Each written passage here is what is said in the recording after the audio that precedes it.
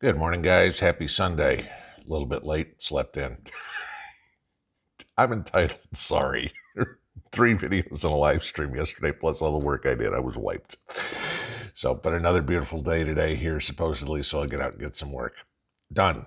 All right. I got to say this. The most difficult job in the world has got to be foreign policy advisor to the President of the United States under this administration. If there is anything that somebody could shove their head so far up their posterior with, it's this, okay? And I'm going to give you what's going on. And a little geography as we go along here with it. All right. So we all know what's going on with Russia and Ukraine. And the world, for some silly reason, decides they all have to take sides. Now, a lot of it is economically, and I get that, okay? They need to make money, or, countries are trying to feed their people, fuel their people, whatever it would be. But the stupid part is when you get this, let's just put it this way to keep my words clean. When Greta Thunberg is now a country, okay? Hear me out. So this is what's going on overnight, or at least in the last 24, 36 hours. Pakistan has now said that they are inking a deal with Russia for Russia to supply them with wheat and oil. Now, Pakistan is, depending on the subject, terrorism and stuff like that, somewhat, depending on the way the wind blows, some way. In the war on terrorism, they were aligned with the United States, okay? Now remember this, Pakistan is also at war with India. Now neither one of them are NATO countries, but both of them have ties to the U.S. in one way or another. India is more closely aligned to the U.S. interests. But India has also tied themselves to buying Russian oil. Okay? So now we have an ally and, at least militarily, a foe. Pakistan, the United States is more pro-India than we are pro-Pakistan. Let's put it that way. Both disagreeing with the sanctions on Russia. Now, on the other border of India, you have China and the skirmishes that are going on between the Chinese and the Indians. So the Indians are kind of fighting a two-front war here. Not bullets, but certainly, you're talking about nuclear country, nuclear country, nuclear country. All lined up, all fighting each other. So that could go hot any time. Of course, China's supporting Russia. So which way do you think India-Pakistan go? They start going toward the Chinese side and aligning themselves with Russia. Okay, so now we're getting most populated country in the world, second most populated country in the world, largest country in the world, all starting to put things together. Now, of course, then we have Europe and the whole fiasco there. Now, let's take a look at what the United States is doing. Potato Joe is about to lift sanctions in the next few days against all the supreme leaders in Iran. Okay? Get this. As part of a Russian-negotiated Iran deal. Okay?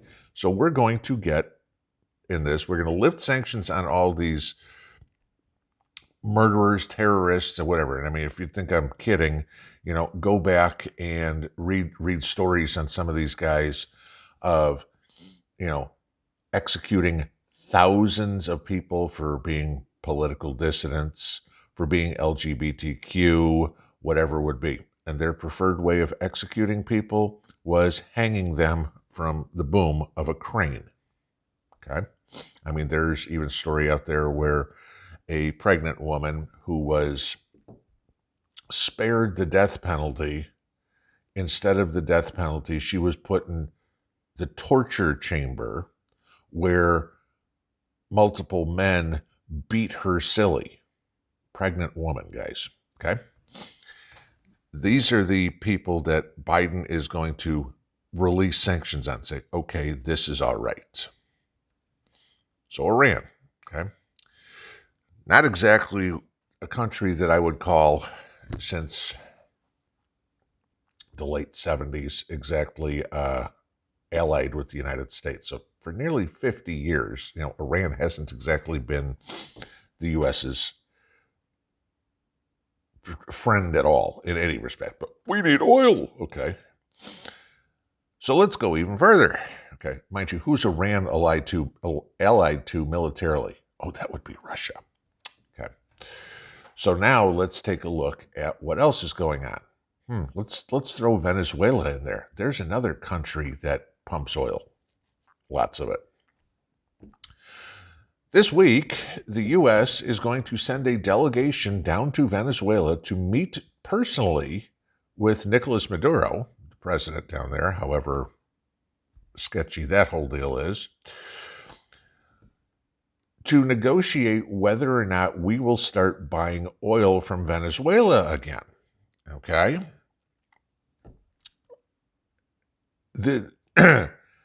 Thursday, Maduro came out and said, quote, "The oil of Venezuela is available for whoever wants to produce or buy it, be it an investor from Asia, Europe, or the United States."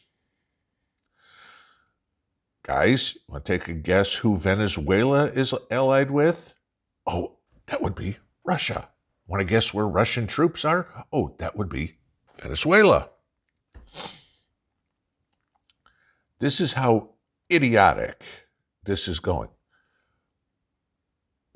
The West right now is more interested in doing business, let's just put it that way, with enemies of the state than they are in taking care of their own self-sufficient needs.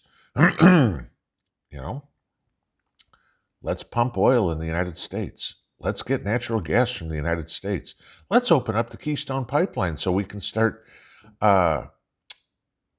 refining all that Canadian oil. Hey, what a concept. Guys, they all want to talk about the country of Greta Thunberg. You know what I mean, okay?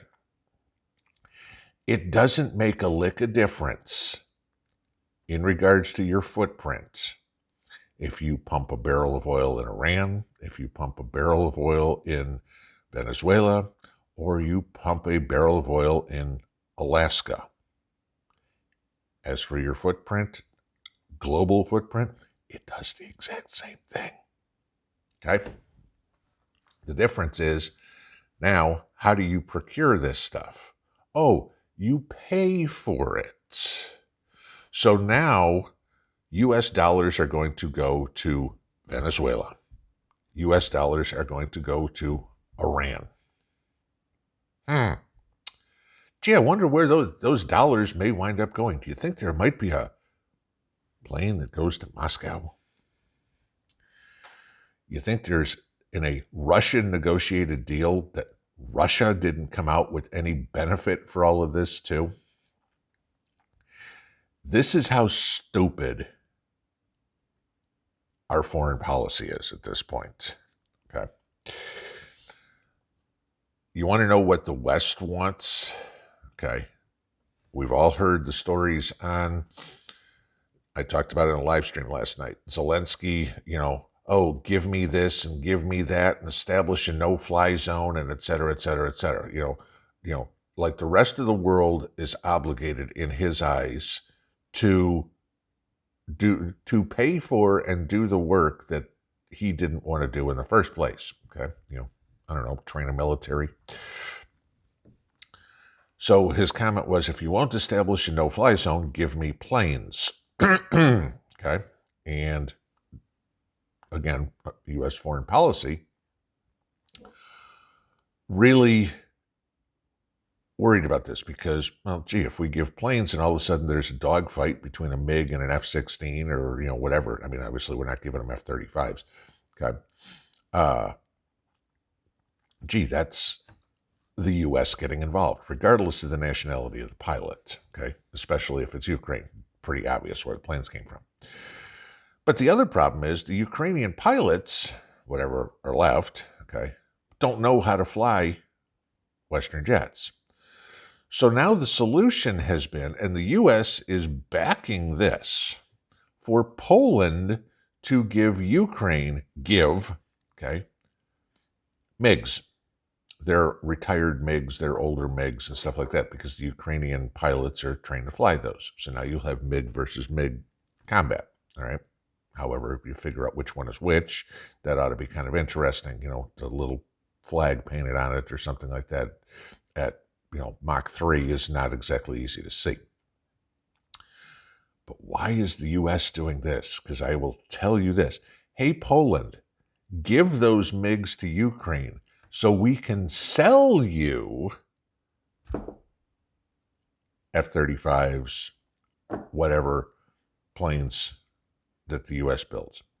Gee, and what does that do? That increases the military-industrial complex, which is what I've been talking about, the whole reason why we are in this. Guys, if this isn't as obvious as it can get to you, Biden doesn't want this war to end.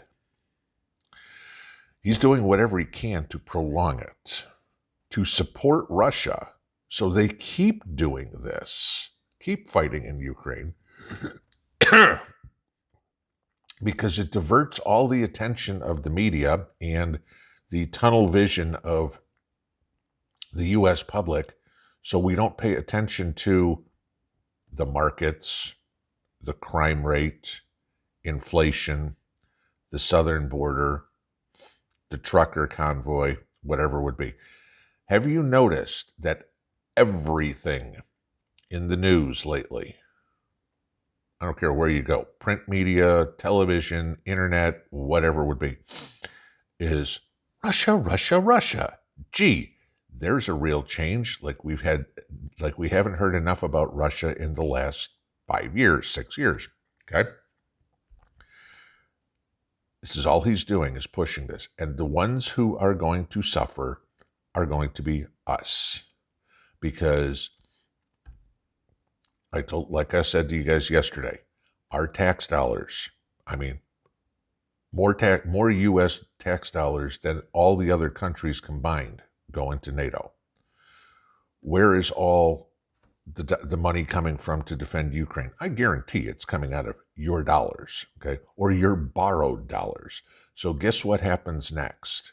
Oh, Mr. and Mrs. America, we need to raise your taxes because, gee, we had to go defend Ukraine, who's not a NATO member, who's not an ally, but we needed to do this.